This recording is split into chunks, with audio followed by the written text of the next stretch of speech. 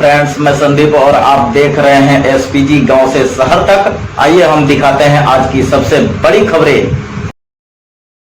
हम जिस मुल्क में रह रहे हैं, आइडिया ऑफ इंडिया, इस मुल्क में शुरुआत से सत्य, अहिंसा, करुणा, प्रेम और मोहब्बत का पाठ पढ़ाने वाले सबसे पहले अगर रोशनी मुझे कोई दिखती है तो वो तथागत बुद्ध की दिखती है, और वहां से ये पूरी लड़ाई शुरू होती है। उन्होंने सबसे पहले शुरुआत में ये बात कही कि इंसान बराबर होने चाहिए, और उन्होंने एक और बहुत महत्वपूर्ण बात कही जो मुझे बहुत प्रिय लगती है। मेरी कोशिश होगी कि मैं अपने इतिहास को याद करते हुए अपने वर्तमान चुनौतियों से भी आपको जोड़ने की कोशिश करूं, क्योंकि आज अगर हम चुनौती नहीं समझ पाए और इस मुल्क में अपने बहुजन समाज के सामने जो चुनौतियां उसको समझकर लोगों को समझा नहीं पाए, तो फिर हम ये बात जरूर कर लेंगे कि हमारे पुरखे लायक थे तो हमें यहां तक पहुंचा गए, और हमारी आने वाली पीढ़ी कहेगी कि हम जो पुरखों से हासिल था उसे बचा भी नहीं सके। इसलिए अपने पुरखों को याद करते हुए आज की चुनौतियों से भी लड़ना और उसे समझना जरूरी है। मेरा विषय आज के इस बातचीत में लिखा गया है, फूले शाहू अंबेडकर आणि आजचा ओबीसी समाज, मंडल कमीशन व ओबीसी जनगणना। मैं अपने विषय पर आने के पहले एक बात कह रहा हूं, मैं क्यों तथागत बुद्ध को याद करता हूं? क्योंकि तथागत बुद्ध ने एक बात बहुत महत्वपूर्ण कही थी, और याद करिए, आज से लगभग 2500 साल पहले उन्होंने कहा कि जब ये सारे इंसान बराबर, तो इन इंसानों के ऊपर कोई ईश्वर नहीं है, कोई आत्मा नहीं है, सब यहीं के हैं। यहीं का प्रज्ञाशील, करुणा, विवेक और इन सब से निकली हुई वैज्ञानिक तार्किक चेतना, उसके जरिए उन्होंने समझाया कि इसके बाहर कोई नहीं। यहीं के लोगों ने हमें बांट करके कर्मकांड और अंधविश्वास में फंसाया है। तथागत बुद्ध से उनके लोगों ने पूछा कि आपका असली पैगाम क्या है? तथागत बुद्ध ने कहा, और ये मेरा सबसे प्रिय वाक्य है, कि किसी किताब में लिखा हो तो सच मत मान लेना, कुछ लोग कह रहे हो तो सच मत मान लेना, ढेर सारे लोग कह रहे हो तो सच मत मान लेना, जो तुम्हें सच लगे वही सच मानना। अप दीपो भव, अपना दीपक स्वयं बनो। इसलिए मैं कह रहा हूं, सबसे पहली रोशनी आइडिया ऑफ इंडिया की तथागत बुद्ध है, और वहां से उन्होंने इंसानियत का पाठ इस मुल्क को पढ़ाया। ये एक युद्ध का दौर है साथियों। एक तरफ उनकी विचारधारा है, जिनका नाम लेने से भी मैं इस मंच को हल्का नहीं करना चाहता, आप सब जानते हैं, और एक विचारधारा हमारी है जिसको हम शान से याद कर रहे हैं, और उसकी पहली मशाल तथागत बुद्ध थे। और बुद्ध के खिलाफ युद्ध किसने छेड़ा? आपने चूंकि ओबीसी वाले मुद्दे पर मुझे जोर देकर बोलने को कहा है, और ऐसे वक्त में कहा है जब इस देश का प्रधानमंत्री भी खुद को ओबीसी ही कहता है, तो मैं उसका फायदा उठाऊंगा और मैं ये सवाल पूछूंगा कि अगर अमेरिका में जाके इस देश के प्रधानमंत्री को यह कहना पड़ता है कि हम युद्ध के नहीं बुद्ध के देश हैं, तो हम यहां से सवाल पूछते हैं कि इस मुल्क के प्रधानमंत्री बताएं कि इस मुल्क में वापस लौटकर वो क्यों बुद्ध के खिलाफ युद्ध छेड़े हुए हैं। उन्हें विदेश में बुद्ध याद आते हैं और यहां के बुद्ध को खत्म करना चाहते हैं। कैसे? इतिहास में भी दर्ज है कि बुद्ध के खिलाफ युद्ध किसने छेड़ा था। फिर भी वो विचारधारा वापस खड़ी होती है। और मैं साहित्य का विद्यार्थी हूं, मैं दिल्ली विश्वविद्यालय में हिंदी पढ़ाता हूं, और महाराष्ट्र की जमीन पर खड़ा हूं, ज्ञानदेव, नामदेव, तुकाराम से होते हुए जो दूसरी सबसे बड़ी मशाल मुझे महात्मा कबीर की याद आती है। कबीर, रैदास, पलटू दादू, भीखा, बुल्ले शाह, बाबा फरीद, चोखा मेला, बसवन्ना, वो एक क्रांति का दौर था जिन्होंने फिर से इस पूरे मुल्क को ही नहीं दुनिया को कहा कि इंसान इंसान सब बराबर हैं।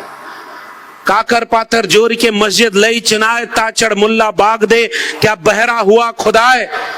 तो दूसरी तरफ कहा कि पाथर पूजे हर मिलें तो मैं पूजूं पहाड़, ताते ये चाकी भली पीस खाए संसार। अरे इन दोन राह न पाई, हिंदुन की हिंदुआई, देखी तुर्कन की तुर्काई, अरे इन दोन राह न पाई। आप इस अपने इतिहास को जानिए। और मैं जानता हूं कि ये इस पंडाल में यहां जितने लोग आए हुए हैं वो तो जानते हुए लोग हैं। देखिए भाई, कुछ आलोचना भी मैं करूंगा। इस पंडाल में या इस सभागार में जितने लोग हैं, इनकी औसत उम्र अगर आप निकालेंगे तो कितनी होगी? अधिकांश लोग 50 साल और उसके ऊपर के हैं। नौजवान कहां हैं? और अगर नौजवान इस बहुजन समता पर्व में नहीं है तो खबरदार और चौकन्ने रहिए। कहीं कोई ऐसे लोग, ऐसी ताकतें आपके घर के बच्चों को किसी धार्मिक जुलूस में शामिल करके किसी मंदिर मस्जिद के झगड़े में तो इस्तेमाल नहीं कर रही है। और अगर हम उन्हें यहां नौजवानों को नहीं शामिल कर पाए तो अगली पीढ़ी को हम बताएंगे कैसे कि आपका इतिहास क्या है। और उस इतिहास में कबीर साहब ने एक सवाल पूछा था, माला तो कर में फिरे, जीव फिरे मुख माई, और मनवा तो 34 फिरे, यह तो सुमरन नाई। मन ना रंगाए रंगाए जोगी कपड़ा। मेरा पुश्तैनी गांव उत्तर प्रदेश में है, और उत्तर प्रदेश में जानते हैं ना इस समय राम राज्य आया हुआ है। आपके यहां महाराष्ट्र में तो सामाजिक और सांस्कृतिक आंदोलन बहुत मजबूत है। मैं दूसरी बार चंद्रपुर आया हूं।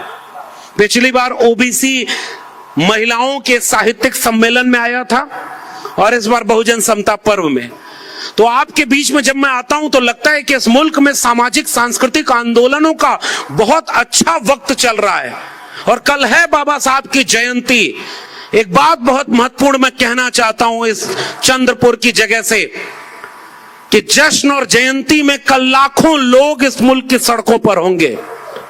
इस मुल्क की सड़कों पर रैलियां निकाली जाएंगी, शोभा यात्रा निकाली जाएगी, और लाखों लाख लोग जो डॉक्टर अंबेडकर को अपना नायक मानते हैं वो इस मुल्क की सड़कों पर होंगे।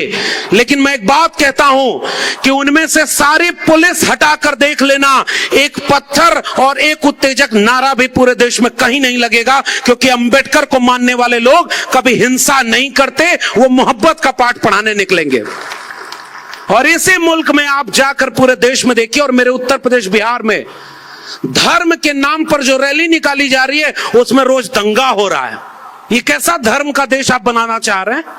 और तब मैं वापस अपने इतिहास को याद कर रहा हूं और इस पंडाल से इस बात को बाहर ले जाने की और उन नौजवानों को बताने की जरूरत है कि बुद्ध के बाद मैंने कबीर का अगर जिक्र किया तो वो इसलिए किया कि कबीर साहब ने इस विरासत को समझा था कि ये धर्म के नाम पर लड़ाने वाले लोग आपके बच्चों से आपका हक छीन रहे हैं।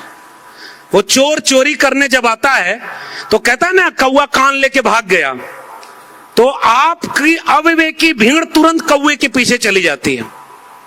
हमने अगर विवेक और चेतना संपन्न नहीं किया, और जिन पुरखों को हम याद करते हैं उन्होंने हमें प्रज्ञाशील करुणा और बुद्धि विवेक दिया कि कोई अगर झूठ से दूसरी तरफ दिखाए तो सच से अपने सच और हक की तरफ देखना।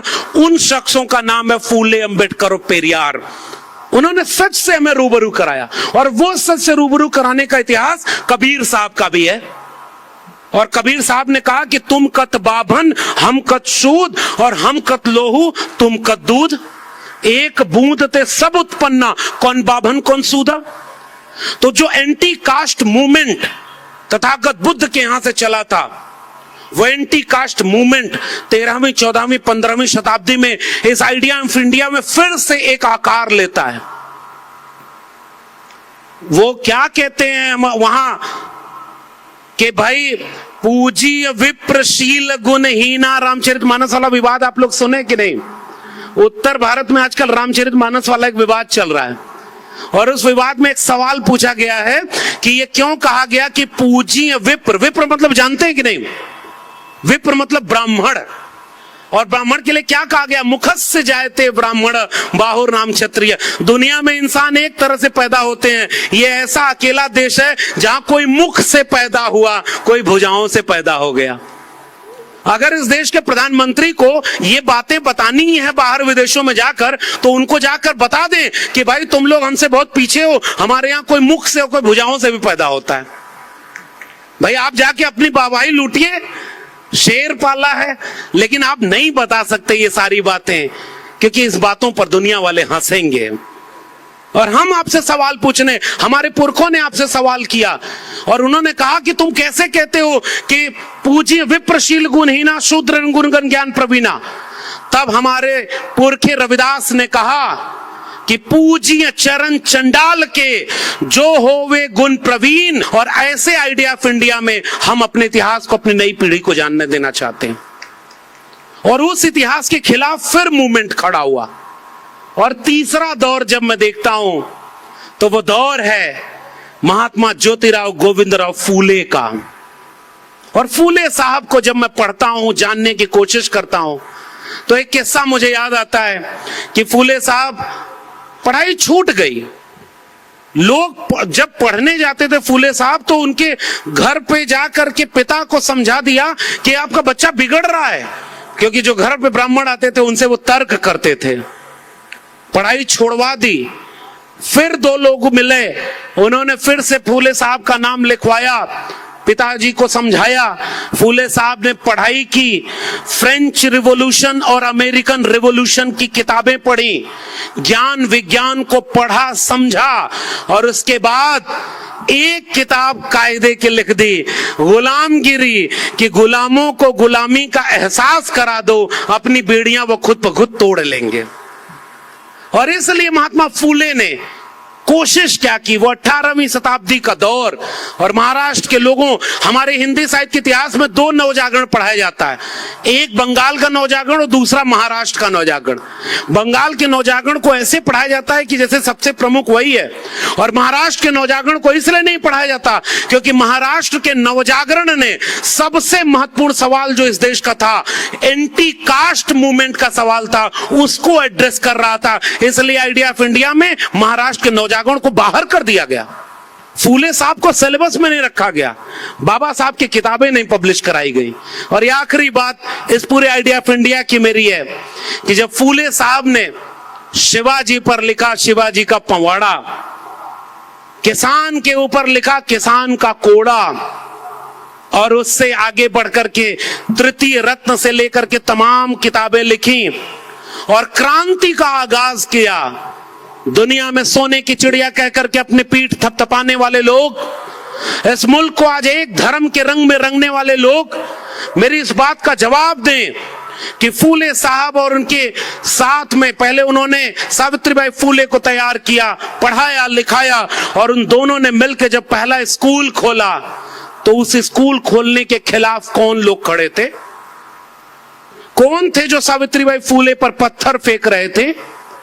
कौन थे जिनके कहने पर ज्योतिबा फूले और सावित्रीबाई फूले को घर से निकाल दिया गया? पिता को किसने भड़काया कि या तो तुम अपना स्कूल चुनो या अपना घर चुनो?